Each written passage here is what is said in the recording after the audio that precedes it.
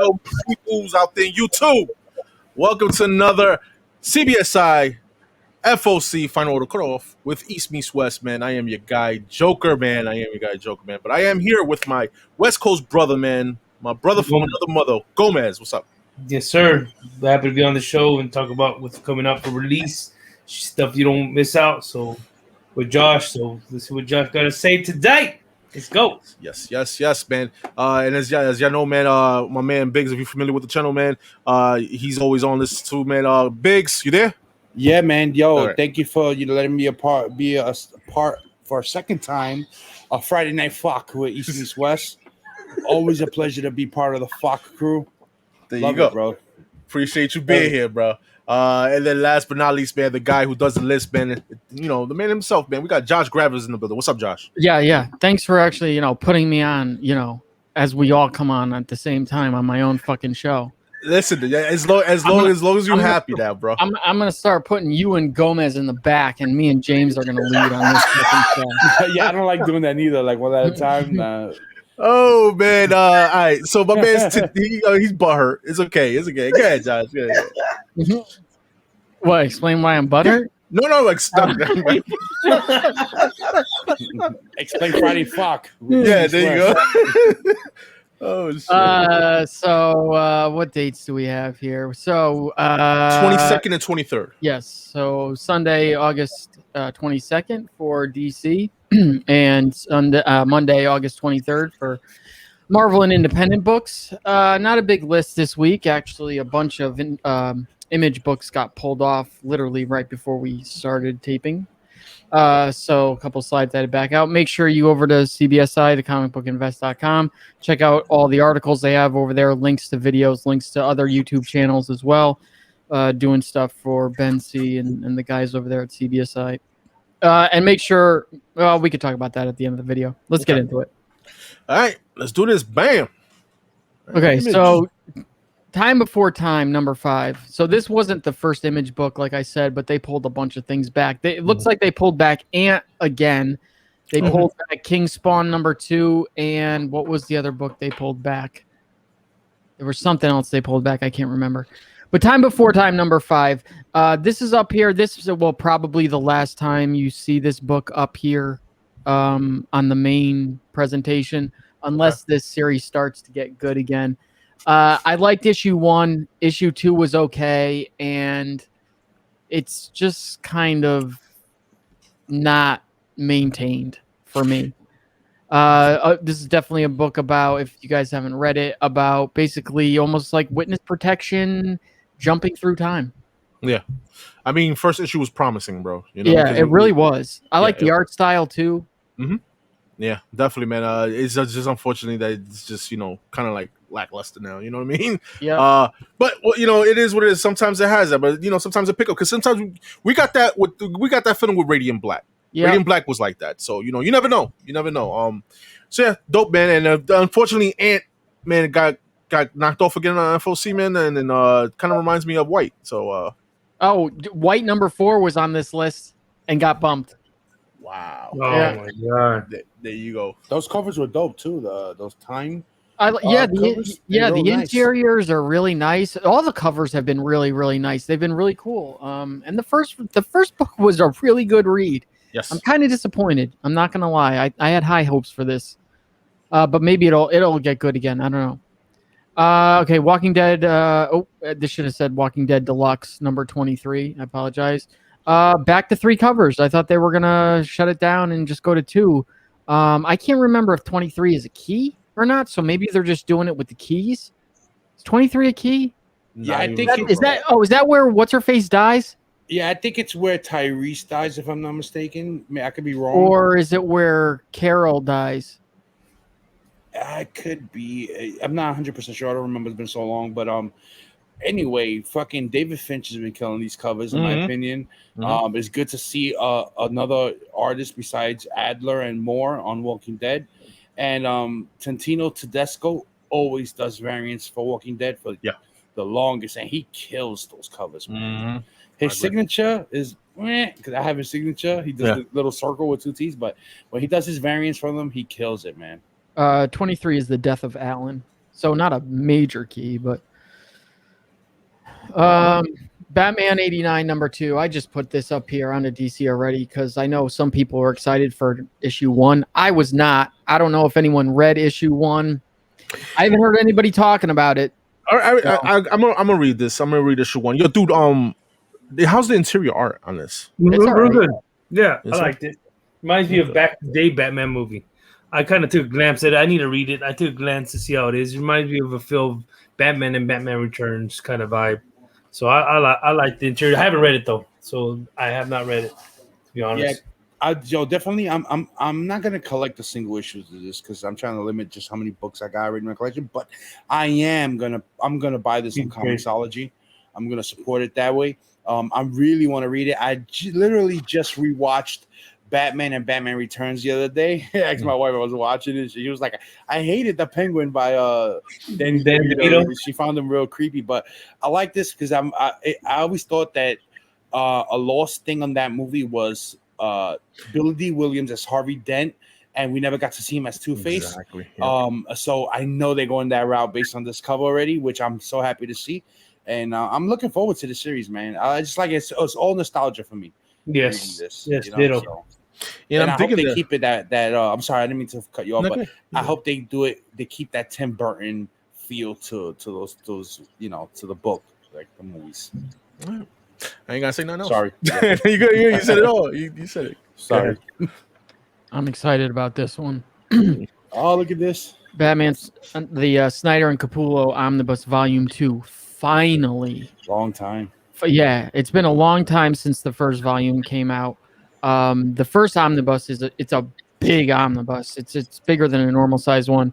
So this collects Batman New 52 issue 34 through 52, Batman Annual number 3 and 4, Batman Futures End number 1, DC Sneak Peek Batman number 1. I don't know what that is.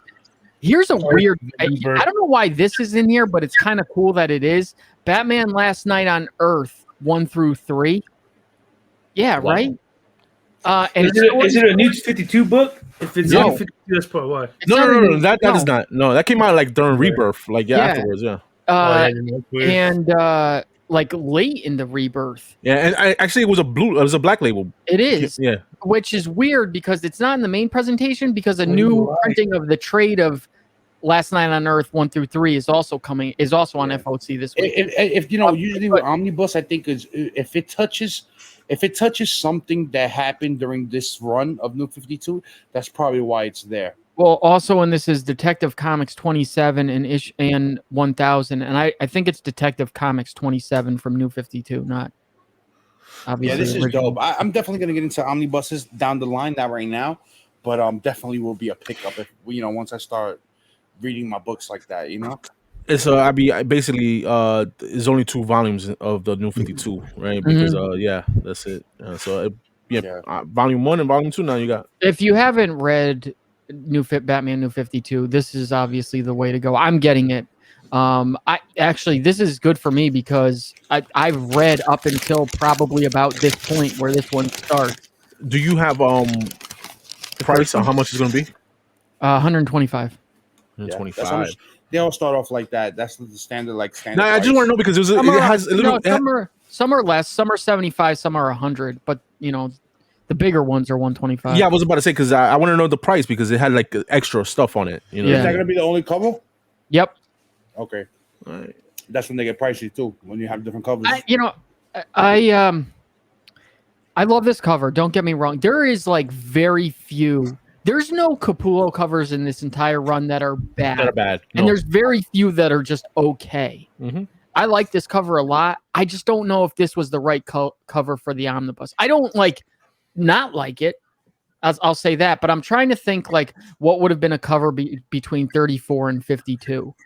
But this it's still a good cover though. Yeah, it is. It is. Batman the Detective number 5. I still haven't read issue number 4. It's been an okay read. Obviously, this is when Batman goes to Europe. Yep. I don't even remember what they're called. Equilibrium. It's like the group of like white costume Batmans, anti-Batmans. Yeah, right. It kind of takes place I think it takes place right before Joker War. It's an okay read. It's nothing special, but it's okay. It's Tom Taylor, so it's all right. Okay. I mean, listen, man. If you figure out, how he would do with Batman, this is a book. Issue 1 was good. You know what I mean? Issue 2 was alright too. I haven't gone on beyond that. But yeah, Andy Kubert covers dope. I'm curious to see who's behind cover B. We don't know. Yeah, still no picture. All right. New series, Deathstroke Incorporated, number 1. Okay, that cover, that Matina. I knew it was Matina cover right there. You had to look at the name. Look at that. Dope. After suffering too many losses, Slade Wilson decides it's time for a change. When he's enlisted to work with an ages-old secret organization called Trust, who want to take down the heavy hitter villains, he's all in. They'll supply him with an all-new team and resources for his new mission into the depths of the weirdest parts of the DCU, including a new partner, Black Canary. Wait, what? Enjoy explosions, kick-ass action, and new outrageous adventures in DC's Meanest SOB, or as DC's Meanest SOB gets tangled up in a major mystery building in the shadows of the DCU. And then you've got the 1 in 25 and team variant. I like that one. 1 in 25. Yes, that's bad. I like the way they're doing. That's the Pheno now. Yeah, I like the Adam Hughes. Yeah, the Adam Hughes is sick. All of them is sick, man. Yeah, they're all good covers. Yeah. Definitely gonna see one of these in cover fire.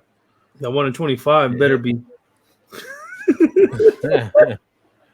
I like that background they did. Future State Gotham number 5, which this is weird because I think this was originally supposed to only be a 4-part series, and now I think it's just going. Really? Like it doesn't even say that it's ending. I thought I saw it was maybe supposed to end at 6, but now I think it's just it's keep on going. I read issue 1 and 2. They're Energizer Bunny, baby. Energizer Bunny. He's talking about the B cover, the Energizer Bunny. Yeah. Yo, real quick though, this is still on the Future State. Like, yeah. Okay. All right. So, wow. All right. There's a new Bat villain, Warmonger. So I haven't read 3 and 4, so I don't know if that person appears before this or if this is their first appearance. But you've got the next Batman now in Futures in Gotham. He wasn't in issues 1 or 2. I don't know if he shows up in 3 or 4, but obviously this is basically all about Jason Todd and him going undercover as Peacekeeper Red. Okay. Sounds good. Yeah, it's not bad. It's not great, but it ain't bad. Okay, I'm interested in this one. Harley Quinn, the animated series, the Eat, Kill, Bang tour, number 1. Bang, baby. So this is going to be a 6-part series. Harley and Ivy on the road trip of the century. Following the wedding disaster of the decade, Harley Quinn and Poison Ivy end up on the run from Commissioner Gordon in the GCPD. But as fun as all that sounds, Ivy still worries over leaving Kite Man at the altar. Luckily, Harley's got the perfect scheme to shake her out of the wedding day blues. I'm going to pick this up. I'm going to see Michael Cho. I'm not feeling that 1 in 25. That 1 in 25. I like it. It's different. They've been doing a pretty good job on the 1 in 25s DC lately for these new books. Yeah, I'm digging the A cover. That show is okay. Just the show looks like a typical, like nice and fun Harley cover. You know what I mean? Yeah, that Davi cover might be hard to get. I don't think there's a lot of LCS that will order 25 copies of this Harley Quinn book right now because of the fact that she's not really big right now. They're turning over to a lot of different other characters. So that's something to look at that might be in the price point of a $40 to $50 book there down the line. I am Batman number 1. So the proper start of the next Batman finally in the suit. I don't know why they had to do issue 0. That was stupid. But I like the covers. Got Capullo doing a cover again. I was about to say, the Matina cover is freaking awesome. The only thing I don't like, I just don't like the mouthpiece. Yeah, they cover enough. Yeah. Oh, that 1 in 25. So you're gonna get these are all gonna be 1 in 25s across all the DC series. Just like all the villains, right? I like that team variant. That team variant, though. That's Delotto. You see, if you look at his face, it's all fucking beat up. I'll show my wife that cover because Delotto on Instagram was posting that Batman. So now I'm gonna have to get that shit. Yo, if I wanted a team variant, Josh, how would I do that? I have a store that has. How would you go about that? Like, so you have to order 250 copies. Now, it used to be you could order 250 copies of all of these. I know on the team variant for Batman 89, it was you had to order 250 copies of the variant to get it. So I don't know which one it is or if it's across all of them. I think it's across all of them because I talked to an LCS that does this, and he said he combines his order with another store.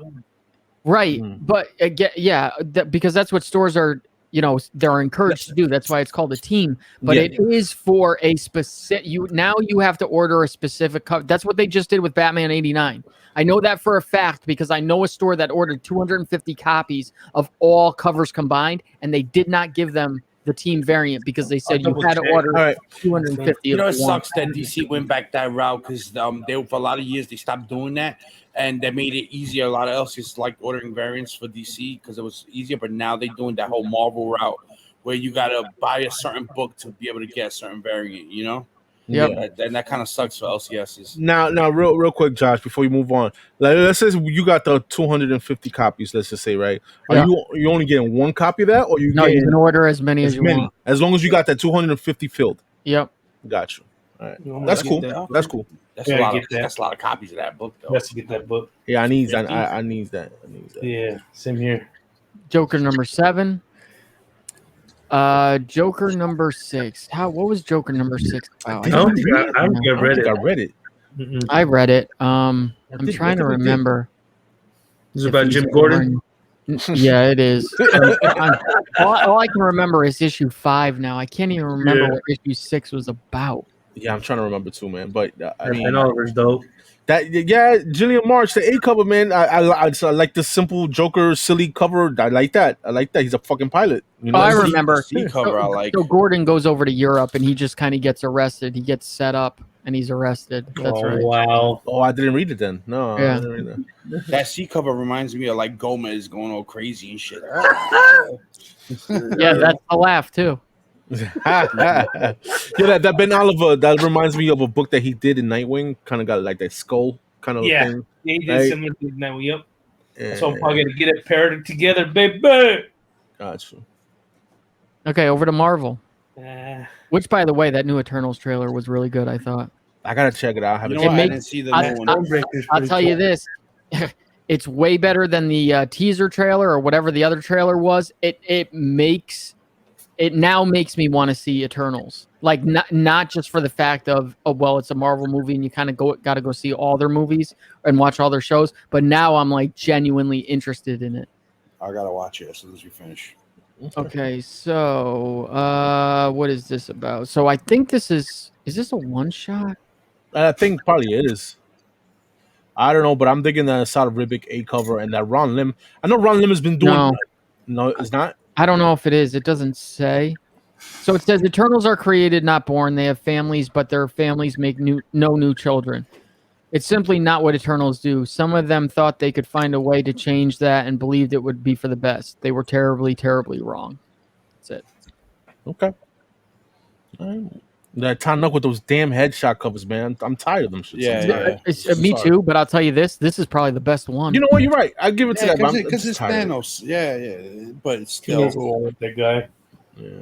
I like that. Grinds my gears. That's Sigourney Weaver, 1 in 25, though. Grinds my gears. Stonebreaker. That's how I like. Extreme Carnage Agony number 1. Jeff Johnson at again, man. That's why he's been absent from the NY Warriors. Yeah, he's busy doing Marvel covers. I killed them, so he knows better.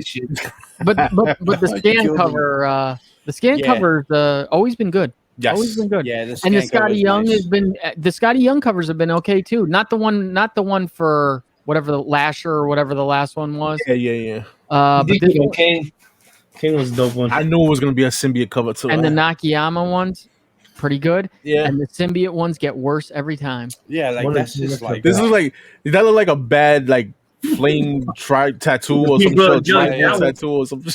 What's funny is that you're supposed to be looking at it the other way. It's the black coming down, but all you see is purple flame. Right? That's what I see. Yeah. No one like grape jelly on their sandwich. So I know who does strawberry. Maybe strawberry preserves over here. Oh, shit. Okay. Kang the Conqueror #2. I like these covers. I heard #1 was a good read. Yeah, really? I didn't read it. I gotta give it a read, man. That Del Mundo is nice. I'm digging that one. And the Pacheco also, man. Pacheco's dope. Yeah. Yo, the Pacheco is dope. You know why it's dope? Because it has floating heads, baby. Floating head Fridays, baby. There you go. That's it. There are no more covers today? Or is these two? That's it. Oh, wow. Okay. Nice. Oh, I like there you go. Star Wars, War of the Bounty Hunter. La Bouche. Bouche. #1. Another one-shot tie-in. This is not about Princess Leia. This is about actually before she hang on, I'll read it. The secret origin of Bosch, a War of the Bounty Hunters tie-in. Before Princess Leia acquired his armor to infiltrate Jabba the Hutt's palace, Bosch roamed the galaxy as a bounty hunter. He and his team of lethal warriors were exiled from their homeworld, but what horrible event from Bosch's past doomed them all to wander with no hope of ever returning? Desperate to survive, Bosch takes on a suspicious job from a shadowy organization to assassinate Domina Tag, the leader of the powerful Tag family, a galactic dynasty stretching back countless generations. But Domina is the most dangerous enemy Bosch has ever faced, and the desperate exile has the most difficult choice of his life to make.